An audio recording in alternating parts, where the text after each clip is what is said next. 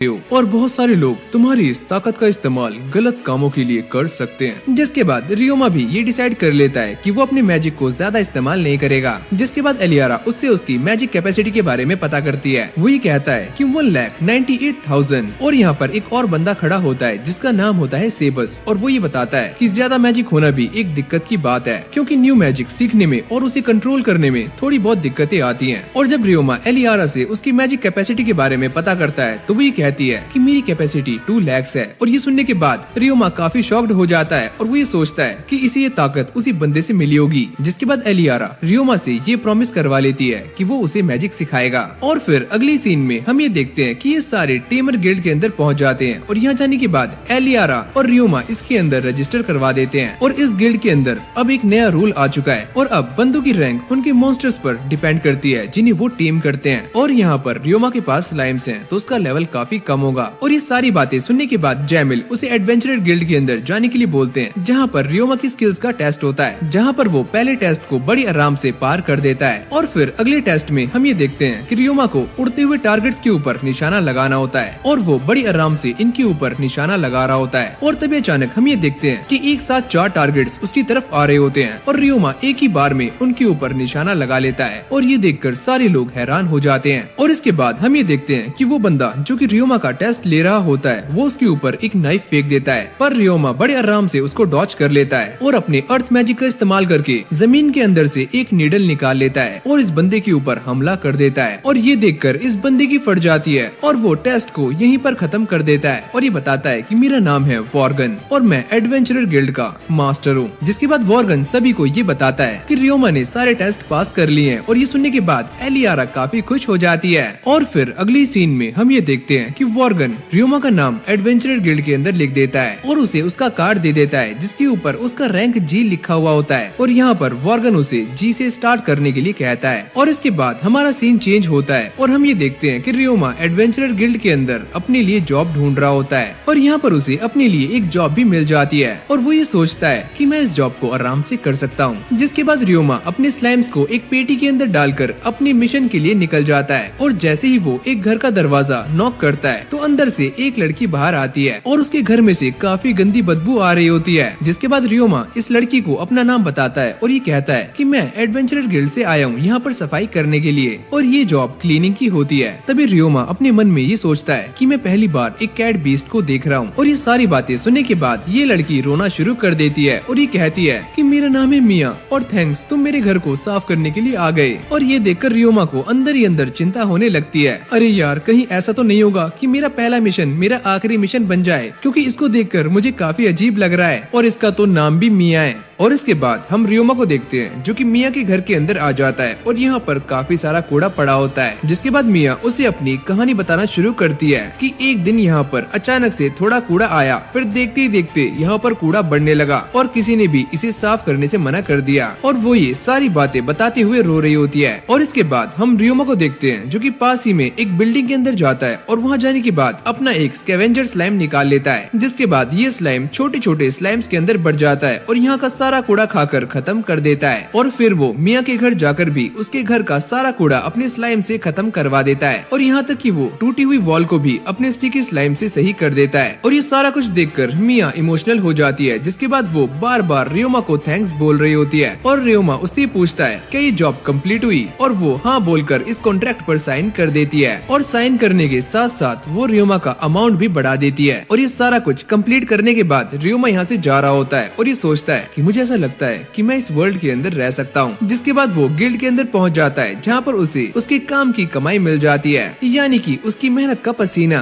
और ये अमाउंट काफी ज्यादा होता है। और तभी अचानक यहाँ पर वॉर्गन आ जाता है जो कि रियोमा को लेकर अपने साथ बैठ जाता है और ये पूछता है आखिरकार तुमने उसके घर का काम खत्म कर ही दिया। और ये सुनने के बाद रियोमा चौंक जाता है और ये पूछता है क्या तुम उसे जानते हो। जिस पर वॉर्गन ये कहता है कि हाँ मैं उसे जानता हूँ, वो भी तुम्हारी तरह ही एक एडवेंचरर है, पर उसके घर काफी ज्यादा कूड़ा था और मुझे लगा नहीं नहीं था कि कोई उसे साफ करेगा। जिसके बाद वॉर्गन उससे बोलता है कि मेरे पास तुम्हारे लिए काम है। रियोमा कहता है कि मैं ये बात अच्छे से जानता हूँ कि तुम बोलोगे कि मुझे गवर्नमेंट टॉयलेट साफ करना है, लेकिन फिर भी रियोमा उसकी बातों को मान लेता है। और फिर अगली सीन में हम ये देखते हैं कि रियोमा रेनहार्ट फैमिली के सामने बैठा होता है और उन्हें ये सारा कुछ बता रहा होता है कि किस तरह से ये सारे टॉयलेट्स इतने गंदे हैं और कोई भी उन्हें साफ नहीं कर रहा है। और ये सारी बातें सुनने के बाद जैमिल समझ जाते हैं कि हमारे टाउन के अंदर पैसों का घपला हो रहा है और जिन्हें पैसे मिलने चाहिए उन्हें ये पैसे नहीं मिल रहे हैं, इसीलिए वो काम नहीं कर रहे हैं। और ये सारी बातें रियोमा बड़ी ध्यान से सुन रहा होता है और तभी जैमिल ये बोलते हैं कि मैं इसकी जड़ तक जाऊंगा, ये माफी के लायक नहीं है। और फिर अगली सीन में हम ये देखते हैं कि रियोमा अपने स्लाइम्स को लेकर टॉयलेट साफ करने के लिए पहुंच जाता है, लेकिन तभी वो ये नोटिस करता है कि ये टॉयलेट्स काफी बड़े बड़े होते हैं और गिनती में 30 होते हैं। लेकिन इसके बाद भी वो ये डिसाइड करता है कि वो इन सारे टॉयलेट्स को साफ करने वाला है। जिसके बाद उसके सारे के सारे स्कैवेंजर स्लाइम्स अपने काम पर लग जाते हैं और यहाँ पर रियोमा भी अपने मैजिक का इस्तेमाल कर रहा होता है। जिसके बाद वो एक टॉयलेट को साफ कर देता है और ये कहता है चलो एक गया, अब 29 बाकी हैं। और तभी अचानक रियोमा इस बात को नोटिस करता है कि उसके स्लाइम्स पहले से ज्यादा बढ़ चुके हैं और वो इवॉल्व कर रहे हैं। और फिर अगली सीन में हम ये देखते हैं कि रियोमा ये सारी बातें बताने के लिए गिल्ड के अंदर आ जाता है, लेकिन यहाँ पर रेनहार्ट फैमिली पहले से ही खड़ी होती है। और यहाँ आने के बाद रियोमा उन सभी को ये बताता है कि मैं उस काम को पूरा करना चाहता हूँ और तब तक आप सभी लोगों को उस जगह से दूर रखना। और रियोमा ये सारा कुछ इसीलिए बोल रहा होता है कि उस जगह पर काफी गंदगी होती है जिससे काफी भयानक बीमारी होने का खतरा हो सकता है, और इसीलिए वो इस काम को अकेले करने के लिए कहता है, क्योंकि जितने ज्यादा लोग इसके अंदर इन्वॉल्व होंगे ये खतरा उतना ही ज्यादा बढ़ जाएगा। जिसके बाद एलाइस उसे बोलती है कि तुम एक काम करो, अपने स्लाइम्स को ये काम करने दो। पर रियोमा ये बोलता है कि वो मेरे बिना ये काम नहीं कर सकते और उन्हें ऊपर का एरिया क्लीन करने में थोड़ी बहुत दिक्कतें आती हैं, तो मुझे उनके साथ जाना होगा और आप चिंता मत करो, मैं ये संभाल लूंगा। जिसके बाद वो इन सभी को अपना स्टेटस बोर्ड दिखाता है और ये कहता है कि ये देखो मेरी बॉडी काफी केपेबल है और मैं इस काम को आराम से कर सकता हूँ और अगर मुझे कुछ हुआ भी तो मैं आराम से ठीक हो जाऊंगा। और फिर अगली सीन में हम ये देखते हैं कि रियोमा अपने स्लाइम्स के साथ टॉयलेट साफ करने के लिए पहुंच जाता है और यहाँ पर उसकी हेल्प के लिए कुछ बंदे भी होते हैं जो कि लोगों को अंदर जाने से रोकेंगे ताकि वो इफेक्ट ना हो। और यहाँ पर उसकी हेल्प करने के लिए जेफ, असागी, लिपिन,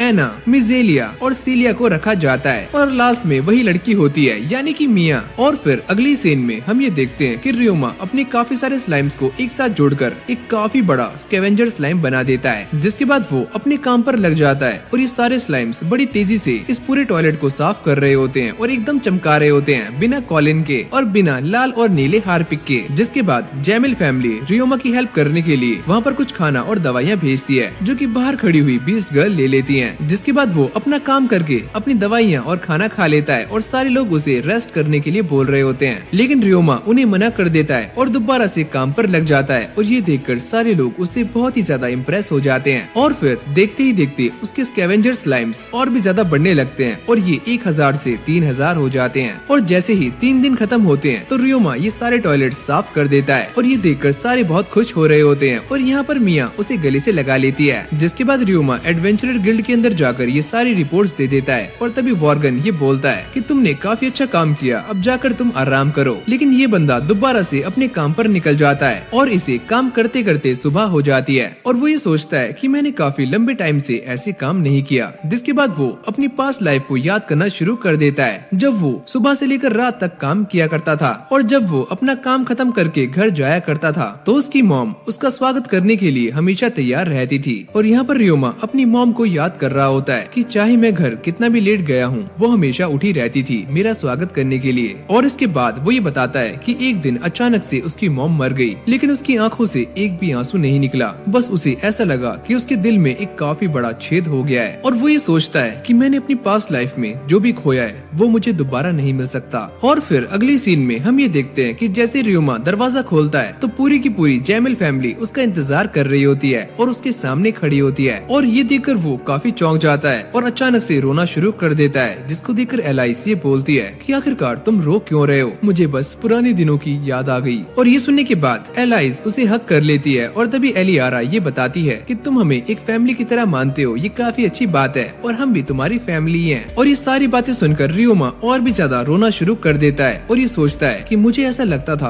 कि मैंने जो खोया है वो मुझे कभी भी वापस नहीं मिलेगा, लेकिन अब मुझे ऐसा लग रहा है कि वो सारा कुछ मुझे दोबारा से मिल गया है। और फिर अगली सीन में हम ये देखते हैं कि एलियारा खाना बना रही होती है और साथ में एलाइस भी उसकी हेल्प कर रही होती है। और तभी सेबस यहाँ पर आता है और ये कहता है कि अगर तुमने खाना बना लिया हो तो क्या मैं रियोमा को उठा दूं। और इसके बाद हम ये देखते हैं कि ये सारे बैठकर आराम से खाना खा रहे होते हैं, जहाँ पर रियोमा एलियारा से ये पूछता है क्या तुम ये सब बनाने के लिए इतनी जल्दी उठी। वो ये कहती है कि ये सब मैंने अकेले नहीं बनाया। जिसके बाद रियोमा ये खाना खाता है और उसे ये खाना काफी पसंद भी आता है। और यहाँ पर एलियारा उससे ये पूछती है क्या तुम मुझे मेरी मैजिक के साथ खेलना सिखा सकते हो। रियोमा बोलता है क्यों नहीं, मैंने तुमसे प्रॉमिस किया था। और इसके बाद ये सारे बैठकर आराम से खाना एंजॉय करने लगते हैं। और फिर अगली सीन में हम ये देखते हैं कि रियोमा एलियारा को लेकर बाहर आ जाता है ताकि उसे मैजिक के बारे में थोड़ा बहुत सिखा सके। और वो उससे पूछता है कि तुम तो फायर और आइस मैजिक का इस्तेमाल करती हो, क्यों, है ना। जिसके बाद वो एलियारा को फायर की एक छोटी सी ट्रिक करके दिखाता है जिससे वो काफी खुश हो जाती है। और इसके बाद रियोमा उसे एक वाटर मैजिक वाली ट्रिक करके दिखाता है और बबल्स बनाना शुरू कर देता है। और जैसे ही एलियारा ये बबल्स बनाती है तो उसके बबल्स फूट जाते हैं। जिसके बाद रियोमा उसे ये बताता है कि तुम्हें एक स्टिकी स्लाइम इमेजिन करना है। और जैसे वो दोबारा से इन बबल्स को बनाती है तो इस बार वो नहीं फूटते। और तभी अचानक हम ये देखते हैं कि रियोमा वाटर मैजिक से एक बॉल बना देता है और ये सारे उस बॉल से खेलना शुरू कर देते हैं। जिसके बाद रियोमा उन सभी को एक और ट्रिक करके दिखाता है और वो इस बॉल की शेप को चेंज करके एक फिश बना देता है। और ये देखकर सारे काफी खुश हो रहे होते हैं। और ये देखकर एलियारा के अंदर भी कॉन्फिडेंस आ जाता है। जिसके बाद एलियारा अपनी मैजिक की प्रैक्टिस करना शुरू कर देती है। और यहाँ पर कैमी रियोमा को फायर मैजिक सिखा रहा होता है। जिसके बाद वो एक फायर एरो बनाता है और सामने फेंकता है जिससे सामने एक छोटा सा छेद हो जाता है। लेकिन रियोमा पहले अटेम्प्ट में उससे काफी अच्छा परफॉर्म करता है। और फिर देखते ही देखते रियोमा एक के बाद एक मैजिक सीखना शुरू कर देता है और ये सारे मैजिक काफी कमाल के होते हैं। जिसके बाद रियोमा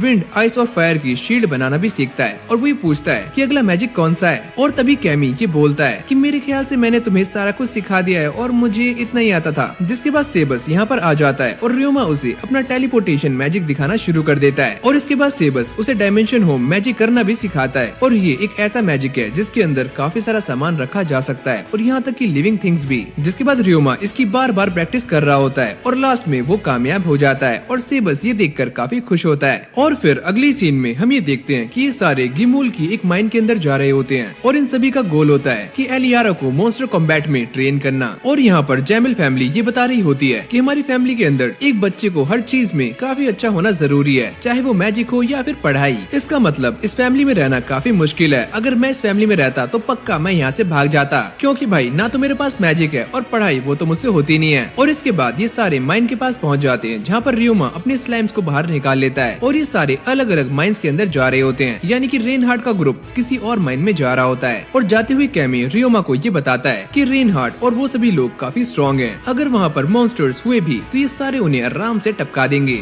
और जब ये सारे आगे जा रहे होते हैं तभी अचानक इनके सामने एक मैंटिस आ जाता है, जिसको देखकर ह्यूगस ये बताता है कि अगर यहाँ पर एक है इसका मतलब यहाँ पर कुछ और भी होंगे। जिसके बाद एलियारा इस मैंटिस के ऊपर अपनी आइस मैजिक से अटैक करती है पर उसका निशाना चूक जाता है और ये मैंटिस उनके ऊपर अटैक करने के लिए आगे आ रहा होता है। लेकिन तभी एलियारा दोबारा से एक आइस एरो बनाती है और इस मैंटिस का काम 25 कर देती है। और ये देखकर कैमी काफी इम्प्रेस हो जाता है, अरे वाह तुम्हारी स्किल तो कमाल की है। जिसके बाद रियोमा के स्लाइम्स इस मैंटिस को खाना शुरू कर देते हैं। और जैसे ये सारे आगे जाते हैं तभी अचानक इनके सामने काफी सारे मैंटिस आ जाते हैं। जिसके बाद रियोमा अपनी मैजिक का इस्तेमाल करता है और इन सारे के सारे मैंटिस को मौत के घाट उतार देता है। और ये देखकर सारे बंदे चौंक जाते हैं। और जैसे जैसे ये सारे आगे जा रहे होते हैं तभी इनके सामने अलग अलग तरह के मॉन्स्टर्स आते हैं और ये उन सभी को पेलते हुए आगे निकल जाते हैं। और फिर अगली सीन में हम ये देखते हैं कि ये सारे माइन से बाहर आ जाते हैं, जहाँ पर रेनहार्ट का ग्रुप ये बताता है कि उन्हें माइन के अंदर बैट्स का पूरा ग्रुप मिला। और तभी अचानक रियोमा ये नोटिस करता है कि जमीन पर लाल मिट्टी पड़ी होती है और वो ये सोचता है मेरे ख्याल से ये तो ऑक्सीडाइज आयन है। जिसके बाद रियोमा अपनी एल्केमी का इस्तेमाल करता है और इस मिट्टी से आयन को अलग कर देता है और ऑक्सीजन को भी बाहर निकाल कर उड़ा देता है। और ये सारा कुछ देखकर रेनहार्ट के फादर यानी कि जैमिल ये बोलते हैं क्या ये वही एल्केमी है जिसके बारे में तुम हमें बता रहे थे। और फिर रियोमा हाँ बोलता है और वो ये कहते हैं, ओह मैं तो ये भूल गया